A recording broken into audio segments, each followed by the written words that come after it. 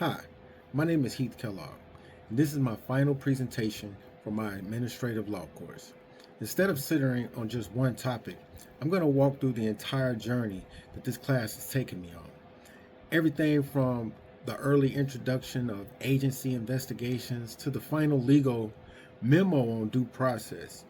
Along the way, I'll share what I've learned, what surprised me, and maybe even a few things that I wish I could change, and then how the administrative procedure impacts public safety and jobs. One of our first assignments focused on administrative investigations. We looked at how public safety agencies could conduct internal inquiries and the line between internal policy and enforcements and even legal standards, right? So, what stood out there was how agencies can compel cooperation from employees, often with no Miranda warnings, because these are not really criminal matters, you understand? So, even still, the reputational and the career risks are just as serious. The key takeaway here was that administrative power it often moves faster and it takes more of a human toll than criminal law, but with fewer safeguards. Our next lesson introduced administrative law judges, or ALJs. Here, I saw how these judges operate within the agencies, but outside of traditional courtrooms, right? They're appointed, not elected. And their rulings will, they shape careers, licenses, and even access to public benefits, right? But despite the power, many ALJs aren't subject to the same neutrality standards that we've come to expect, especially in courts. So, this is where I first started seeing the problem. How can a judge fairly decide a case when they're employed by the same agency being challenged? By the middle of the course, we were looking at how administrative law affects public safety in the workforce, right? From hiring and discipline to licenses and benefits, nearly every interaction a public safety worker has with the state runs through some type of administrative process. And it's here that I began to see the pattern, where procedures that claim neutrality were often rigid, sometimes arbitrary, and occasionally damaging to the very idea of procedural fairness. I work in the legal field, so I do IRAC memos all the time. It's probably pretty obvious. I even leave the 2-inch space for the company letterhead. But for this final assignment, I chose scenario one, a police officer who was terminated without a hearing. My IRAC memo, well, it walked through why this violated the officer's due process rights, right, under the 14th Amendment. I leaned heavily on the Loudermill case, which made clear that even a short informal hearing is required when someone has a property interest in their job. What troubled me most was how it was just too easy for this agency to skip this step. And it made me wonder, just how often this probably happens in a real world context without any consequences. Throughout this course, I learned that administrative law is both incredibly powerful, yet quietly invisible, right? It touches everything in public safety. But most people don't even know the rules until they're already in trouble, right?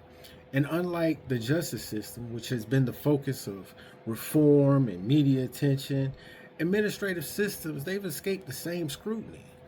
That's dangerous.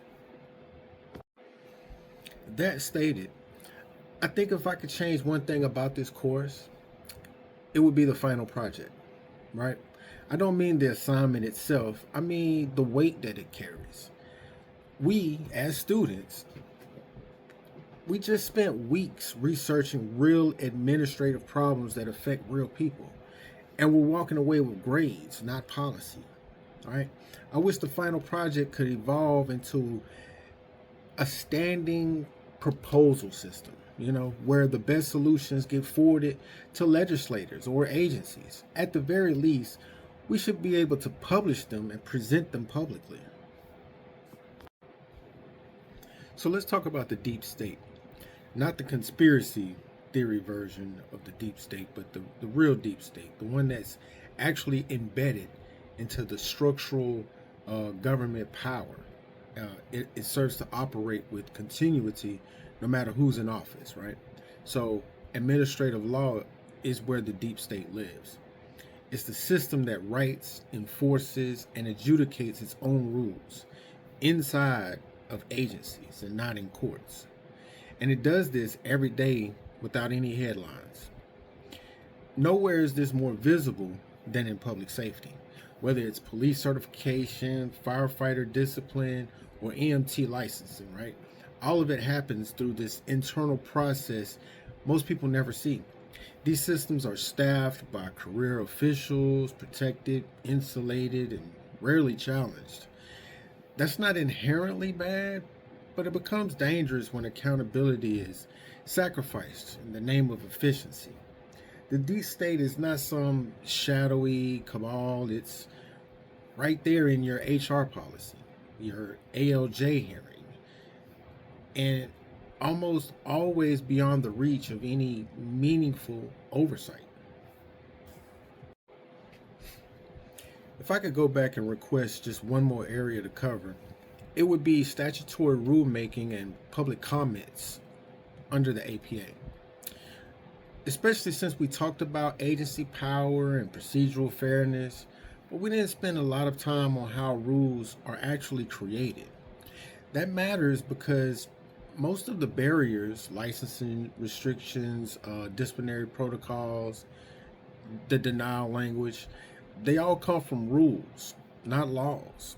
And those rules are often passed without serious public debate. I wish we had dissected the Federal Register process, learned how to track when a rule is up for comment, or better yet, how to write one. Because if students in this course could be taught to draft proposed rules the same way they're taught to follow them, maybe we'd stop being passive observers of systems that govern our lives. We could have sent something to a real agency and got it docketed by now. Administrative law really isn't about just policy, it's about power. And if you're not at the rulemaking table, then you're probably on the menu. In closing, I must admit that this course did fuel my skepticism, right?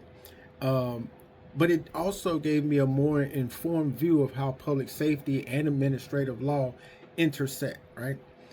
It reinforced the idea that due process isn't just a constitutional phrase.